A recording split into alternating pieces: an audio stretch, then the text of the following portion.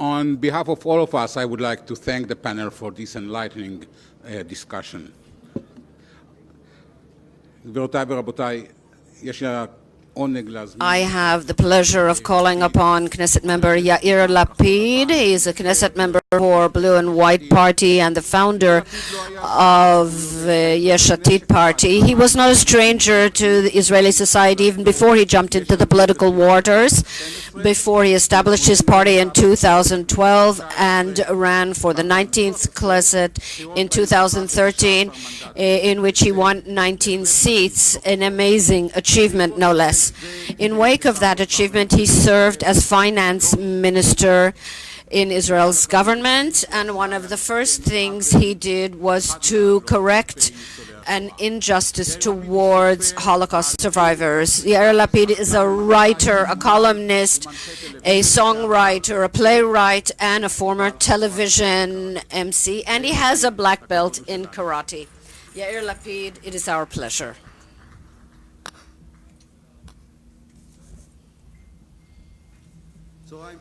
Good afternoon. There is a sentence I've been hearing again and again in recent weeks. Don't be the just not Bibi party. Stop talking about Bibi. Tell us what you are proposing and what you are planning. I can do that. I can tell you, but you won't be listening. Who are we kidding? I can stand here and give you a great economic program based on a study of the Aharon Institute. Because of low productivity, we are losing 600 billion shekels compared to developed countries. But that's not what you want to hear about. There's also an education program. We've been working on it for the past 2 years. It'll put us back in the top 10 in education in the world. But you won't be listening, because that is pretend. If we want fair economy, if we want education, we need first of all to replace the government. That's what we're talking about. That is what politics are about. It's not about the question about who's right, but who has the strength to put their plans into action. Meir Smotrich, his plan is to crush the Supreme Court in order to annex 2.5 million Palestinians, and Litzman's plan is to give more money to the ultra-Orthodox. Our plan is to strengthen our democracy and the middle class. The question is, who will have the strength? I don't want to sound good. I want to win. There's no other way to place our values on the table. If we don't win, we won't change anything. This is a very sharp choice, black or white. If Bibi remains, we're on the way to a theocracy. If he stays, we won't have a democracy. With all the corruption and annexation, we have to break it up, not embrace. If Bibi wins the elections, we're on the way to an undemocratic country that tells the middle class, give us your money and shut up. In the end, that's what Netanyahu is saying to the Israeli middle class. Serve in the army, your kids will serve in the army, work hard, pay taxes, and shut up. I'll take your money, and for immunity, I'll give it to the most extreme parties in Israeli society. He'll give up everything to his natural partners. Where did that expression come from? Natural partners. What's natural about that partnership? What's natural about a partnership between a party like the Likud and Smotrich? I come from a right-wing home. My father was the head of the Israel Broadcast Authority for Begin. Likudniks are not extremists. They believe in the same things we believe in. Everything they believe in has been sold because Bibi has 3 indictments pending against him. And that is the deal that Bibi is offering. Get me out of jail, give me immunity, and you'll get whatever you want. You want religious coercion? You'll get it. You want budgets without limit? You'll get them. You want annexation and a bi-national state? You'll get it. That's the deal. He will be the prime minister, and they'll get whatever they want. Ultra-Orthodox men will not go out to work. Arabs and Jews will continue to be second-class citizens, will never separate from the Palestinians. It doesn't matter how serious the economic crisis will be, the money will keep flowing in. He'll take the money from the middle class and give them what they want. He'll raise taxes on the middle class and he'll give it to them. On the way, everything will fall apart. The Supreme Court, the police, the Knesset. He will keep bending the law. Look at these superfluous elections. He brings them up when he wants to. He cancels them when he wants to. Netanyahu has concluded that if we continue being a democracy, he'll go to jail. So he doesn't want democracy. He hasn't only just been thinking. He did things too. He raised a lot of money, mostly from abroad, without reporting it. He bought a lot of media. The media that he bought started lying for him. I know you think the truth is stronger than lies, but it's not true. It's never been true. Lies are more interesting than truth. People like conspiracy theories, so Bibi provided them. The goal was clear, to make sure that on the day the indictments are served, the voters won't believe it. They'll believe it's a persecution. So he began telling them, you can't believe the police, you can't believe the courts or the media. You must not believe the truth. If you don't want to live in a world of lies, Bibi needs to go home. Not because I have anything personal against him, I don't. Not because of the indictments, I hope that he comes out innocent. But because he's a bad prime minister. A prime minister who doesn't care about dismantling the government is a bad prime minister. He wasn't that in the past, but he is now. That's what happens after you've been prime minister for too long. When I said for the first time something's happened to him, people laughed. Nobody's laughing anymore. Today his ministers are saying the same thing. The people closest to him are saying it. Something's happened to him. Israel is a wonderful country with unbelievable achievements and strengths. It continues to function despite the fact that the Prime Minister has stopped running the country and stopped doing his job. But it can't go on forever. Look at the past 2 years. Look at the economic figures. We're on the way to an economic crisis, on the way. Look at the cost of living. Look at the cutbacks, health, welfare, police, in the most sensitive places. Look at the deficit. How did it reach such a situation? How did he allow it to happen?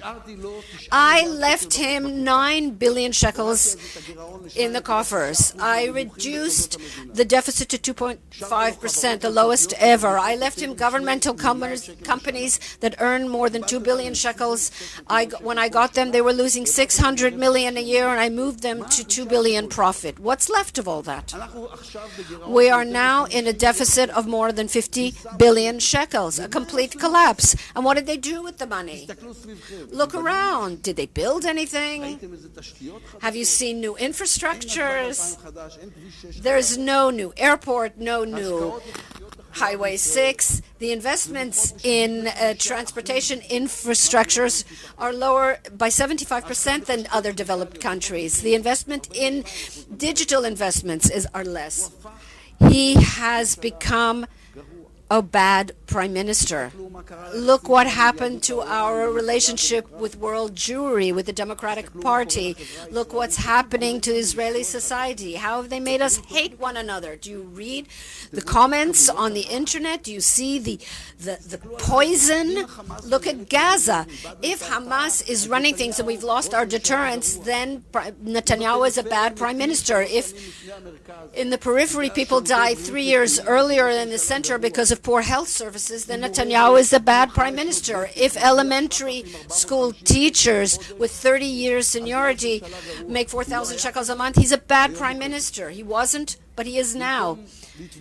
If instead of contending with problems, he has developed a tendency to ignore things every time he smells a failure.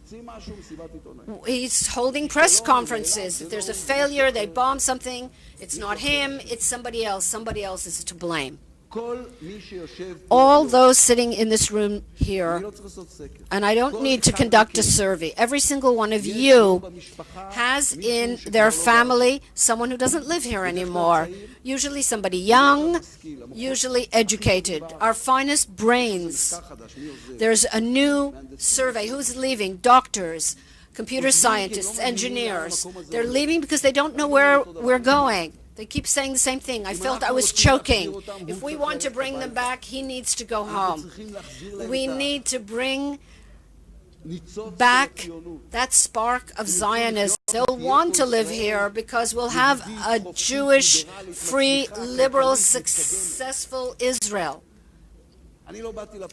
I didn't come to politics for just not Bibi. We didn't establish blue and white just not Bibi. To say just not Bibi is a code word. It is to say no to the attack on the Supreme Court, to the harm being done to the middle class, no to corruption. To say just not Bibi means saying yes to a government that believes that education is above all, that we must separate from the Palestinians, and everyone must serve in the army, and everyone must be able to make a living. A government that knows how to build military power and use it, and especially a government that gets up in the morning and works hard for its citizens, not for itself. When you ask us, what do you propose, you're not asking the right question. The right question is not what we propose. We've already published our proposals. We have the most detailed platform in Israeli politics, economics, education, security, everything. The right question is, what drives us? What is the engine that wakes us up in the morning? And the answer is that what drives us is that we want our children not to run away to New York. We don't want our children to say, you failed, this isn't the country you promised us. If you feel the same way, ask yourselves another question. What are you going to do about it? What are you going to do in order to make sure that you won't sit another 2 or 3 years from now and say to yourselves, I should have done something? Because to do something is to win. We want our children to look around and see a Jewish, free, democratic, liberal, successful country technologically, and say to themselves, this is where I want to live. For that I'm willing to fight. What drives us is that we are unwilling to hand over this country, which was established in blood, to people who don't like democracy or freedom, to people who will take from our children their money and betray their values. I'm not willing for that to happen, and I will fight for it not to happen here. That's our destiny.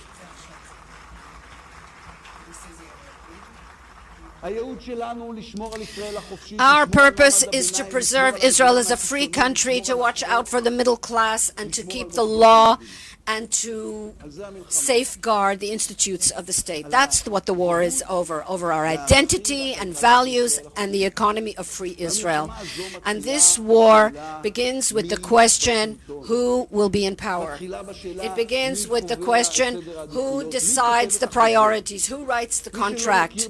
Those who don't recognize that don't know how a country works, how a state works. What we need to do is go to Jerusalem and drain the swamp, to replace a government that takes your money and sells your values, for a government that will work for you, that unconditionally will not give in to extortion, and replace it with a government that will work for you. That's what we need. A government that is not involved with itself, that will not hand out billions of shekels to politicians and parties. A government that doesn't give in to radicalism and extremism, in which a prime minister is not involved only in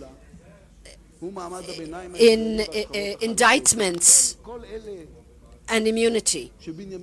All these things, all those things that Benjamin Netanyahu forgot that exist, that bore him. All those things, yes. Not Bibi. Anything but Bibi. Anyone but Bibi.